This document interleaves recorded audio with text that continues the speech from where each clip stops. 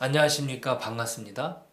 오늘 여호와께서는 7번째 재앙, 우박 재앙을 준비하십니다.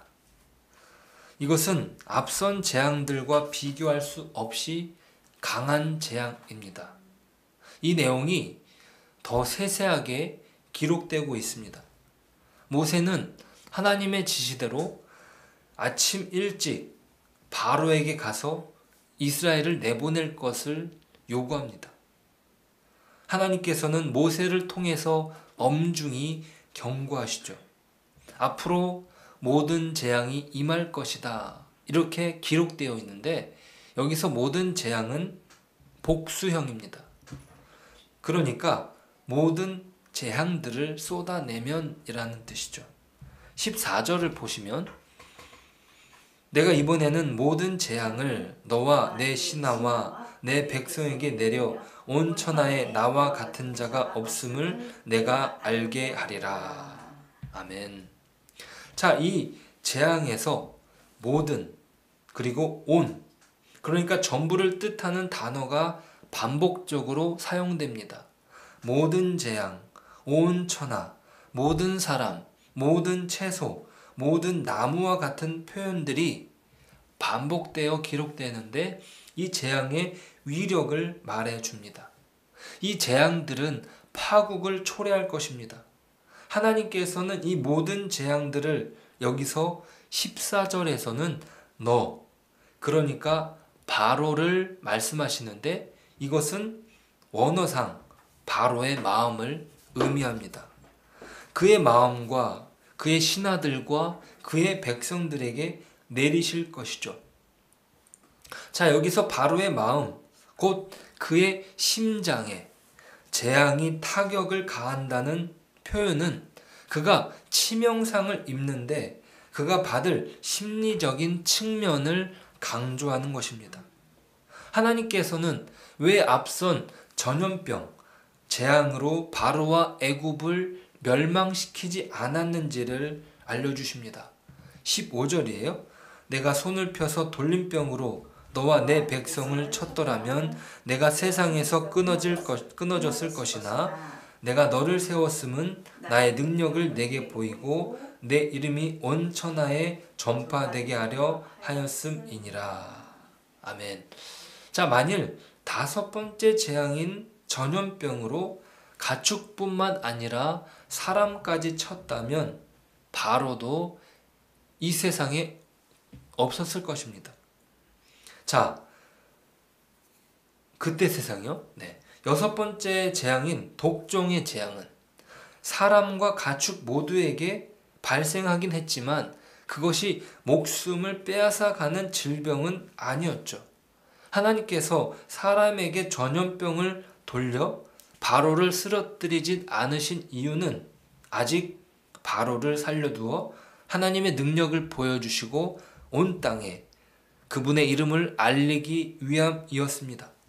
그럼에도 그는 여전히 교만하였습니다. 하나님은 그 교만을 지적하십니다.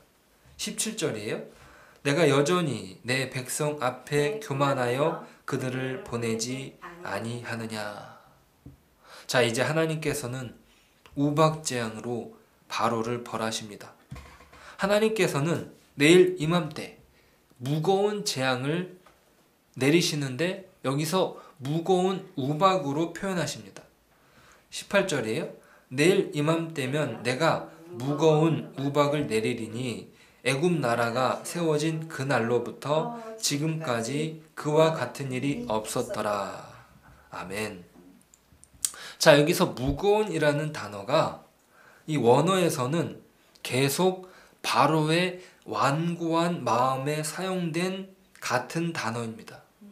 이제 그의 고집스러운 마음에 걸맞는 돌처럼 단단한 우박이 애굽 온 땅에 무겁게 쏟아질 것입니다. 오늘 재앙을 포함하여 바로 이전에 하늘로 뿌려진 재가 악성 종기가 되었던 것과 또 이후에 하늘에서 메뚜기가 뒤덮는 것, 또 이어지는 흑암은 모두 공중에서 발생합니다.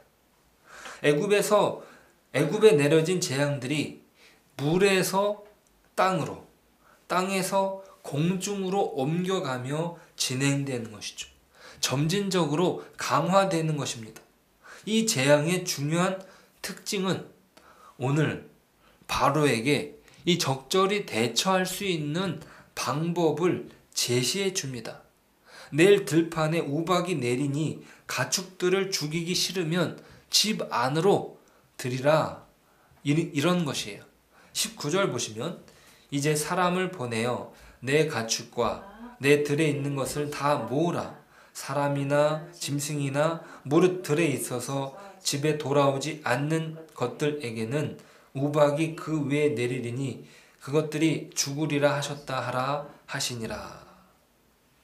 자, 바로는 더 이상 여호와의 상대가 안 됩니다. 자, 이것을 애굽 사람들에게 선포하시는 거죠. 애굽 사람들이 지금까지는 일방적으로 하나님이 내리시는 재앙에 모두 희생되어야 했다면 이번에는 재앙을 피할 수 있는, 재앙을 피할 수는 없더라도 자신들의 대처에 따라서 재앙의 피해를 최소화할 수는 있었다는 얘기죠. 실제로 바로의 신하들 중 여호와의 말씀을 두려워하는 자들은 들판에 나가 있던 가축과 자신의 종을 불러들임으로써 재앙의 피해를 줄였습니다. 20절, 21절이에요. 바로의 신하 중에 여호와의 말씀을 두려워하는 자들은 그 종들과 가축을 집으로 피하여 들였으나 여호와의 말씀을 마음에 두지 아니하는 사람은 그의 종들과 가축을 들에 그대로 두었더라. 자, 하나님은 진노 가운데 은혜를 베푸십니다. 그러한 가운데 바로의 통치 영역 안에서 그를 지지하는 세력, 또 여호와를 지지하는 세력으로 양분화되고 있습니다. 자, 이 다음 재앙에서 바로의 신하들은, 아니 바로여, 애굽이 망한 것을 알지 못하십니까? 바른 소리를 하는 사람이 등장합니다. 10장 7절을 보시면 바로의 신하들이 그에게 말하되 어느 때까지 이 사람이 우리의 함정이 되리이까? 그 사람들을 보내어 그들의 하나님 여호와를 섬기게 하소서.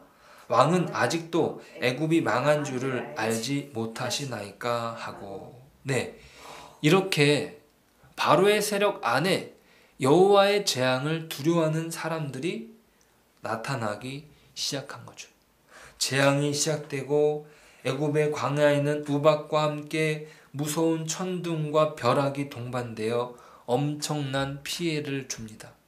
견디다 못한 바로가 급히 모세를 불러 여기서 처음으로 자신의 죄를 인정하고 우박과 천둥을 그치게 해달라고 호소합니다. 왜냐하면 그 우박이 계속되었기 때문이죠.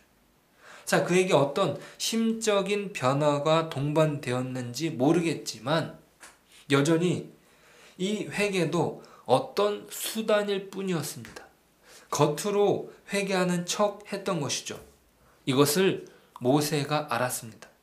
29절 보시니까 모세가 그에게 이르되 내가 성에서 나가서 곧 내 손을 여호와를 향하여 펴리니 그리하면 우레소리가 그치고 우박이 다시 있지 아니할지라 세상이 여호와께 속한 줄을 왕이 알리이다. 그 다음에 그러나 왕과 왕의 신하들이 여호와와 하나님을 아직도 두려워하지 아니할 줄을 내가 아나이다. 자, 하나님께서 내리시는 심판이 무엇이에요? 그를 내버려 두시는 거죠. 네 멋대로 한번 해봐라. 그것이 하나님이 내리시는 심판이었음을 모세가 알았습니다. 바로와 신하들이 여전히 여호와를 두려워하지 않는 것이죠. 이어서 이렇게 기록됩니다. 31절 그때 보리는 이삭이 나왔고 삼은 꽃이 피었으므로 삼과 보리가 상하였으나 그러나 밀과 쌀보리는 자라지 아니한 고로 상하지 아니하였더라. 자, 그 시기에 이미 줄기가 다 자란 삼대와 보리는 회생불능의 피해를 입었습니다. 하지만 아직 싹이 트지 않은 밀과 쌀 보리는 우박의 타격을 받지 않아서 보존되었습니다. 자, 그러니까 당장 우박이 그친다면 최악의 흉작은 피할 수 있었던 것이죠. 그러니까 만일 진심으로 바로가 회개하여 모세의 말을 들었다면 이집트가 망하지는 않겠지만 계속 고집을 부린다면 남은 작물인 밀과 쌀보리까지도 사라질 것이다. 자, 그러니까 앞으로 진행될 메뚜기 재앙이 남아 있음을 시사하는 것입니다. 자, 그리고 모세는 성 밖으로 나가 여호와께 손을 들고 기도하여 재앙을 중단해 달라고 간구합니다. 그러자 즉시 우레소리와 우박이 멈춥니다. 자, 그러나 재앙이 끝나자 다시 바로의 마음이 돌변하여 그와 그의 신하들은 여호와와 모세를 향한 이 완강한 태도, 이 교만한 태도를 굽히지 않습니다. 자, 오늘 우리가 살펴본 말씀을 통해서 바로의 실체를 확인할 수 있습니다. 자, 그는 죄를 고백하지만 그것을 뒤집어 버립니다. 그에게 완고한 교만이 그의 실체다. 자, 그것은 바로 이 다윗을 쫓았던 사울에게도 그런 모습이 보이지 않았습니까? 내가 왜 이런지 모르겠다라고 다윗에게 말을 했다가도 또 그것을 뒤집고 다윗을 쫓아가는 그런 교만. 자, 그런 교만이 여전히 그를 지배하고 있는 거예요. 그게 바로 바로의 실체입니다. 자, 성경은 애굽에 내려지는 재앙들을 통해서 무엇을 말해주고 있습니까? 바로 사람이 얼마나 악한지, 또 사람의 교만이 얼마나 하늘을 찌르는지, 그 악한 사람에 의해서 사람들이 얼마나 고통을 당하고 있는지 보여줍니다. 사람들은요, 그 힘에 굴복하고 고통당하지만 아무런 힘도 발휘하지 못하고 그 속에서 고통당합니다. 하나님은 그 속에서 도우시는 것이죠. 자, 성경 이야기는 바로 우리의 이야기를 반영하는 것입니다. 우리가 우리에게 처한 어떤 현실, 어떤 이길 수 없는 세상의 논리들 우리가 이겨낼 수 없습니다. 하나님의 도우심이 필요한 거죠. 하나님은 그렇게 역사하십니다. 자, 그렇게 역사하신 하나님의 손길이 아니었다면 어떻게 세상이 더 나아질 수 있겠습니까?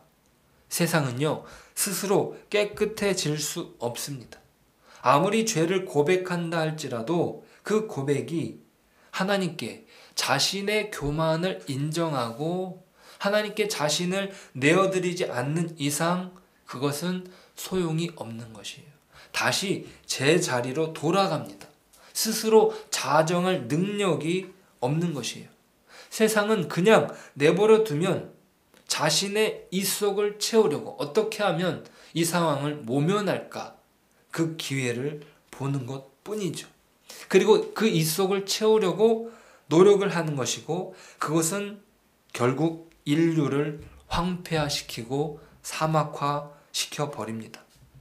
인류가 이룩한 과학은 세상을 편리하게 만들었을지는 몰라도 인간화는 막을 수 없었습니다. AI 시대라고 하지만 이 세상은 더 삭막해져 가고 있지 않습니까? 더 메말라가고 더 황폐해져 가는 인간 사회는 하나님의 손길이 더욱 필요하게 되었습니다. 세상이 가는 그 길을 막아서지 않는다면 세상은 결국 멸망으로 치닫는 것입니다. 인류의 멸망은 스스로 자초하는 것이죠. 하나님의 구원의 역사는 세상을 심판하는 것과 동시에 일어납니다. 바로를 심판하시면 그것과 동시에 이스라엘을 구원하시는 거죠. 십자가, 예수님의 십자가는 세상의 죄를 심판하시는 것과 동시에 구원을 베풀어 주신 것입니다. 하나님께서 주관하시는 심판에 자신을 면밀히 살피고 자신을 무겁게 만들었던 교만을 버리고 주님께 돌아오는 것이 사람에게 진정한 복입니다. 그러니까 성경이 말해주고 있는 복은 바로 그런 복이에요. 세상이 가져다 줄 수 없는 것, 하나님만이 주실 수 있는 것이 사람을 진정 사람 되게 한다는 것입니다. 사람에게 참된 복은 하나님께 돌이키는 복입니다. 우리가 그것을 기억하고 우리가 진정 오늘 말씀을 통해서 영원한 구원의 복을 누리고 사람의 참된 됨됨이를 기억해 가면 오늘 하루가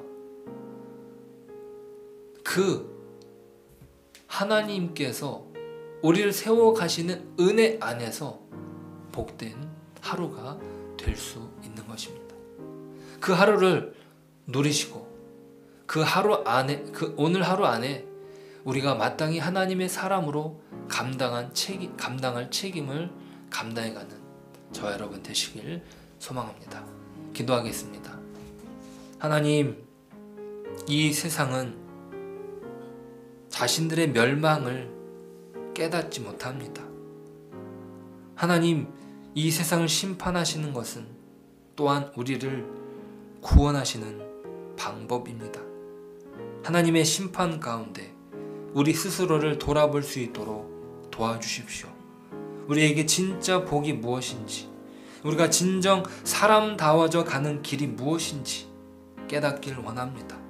우리가 하나님 안에서 진정한 복을 누리고 그 복으로 오늘 하루가 풍성해지고 오늘 하루가 하나님의 사람으로 살아갈 수 있는, 이 땅의 빛으로 소금으로 살아가는 그 은혜로 오늘 하루도 함께하여 주옵소서. 예수님의 이름으로 기도드립니다. 아멘.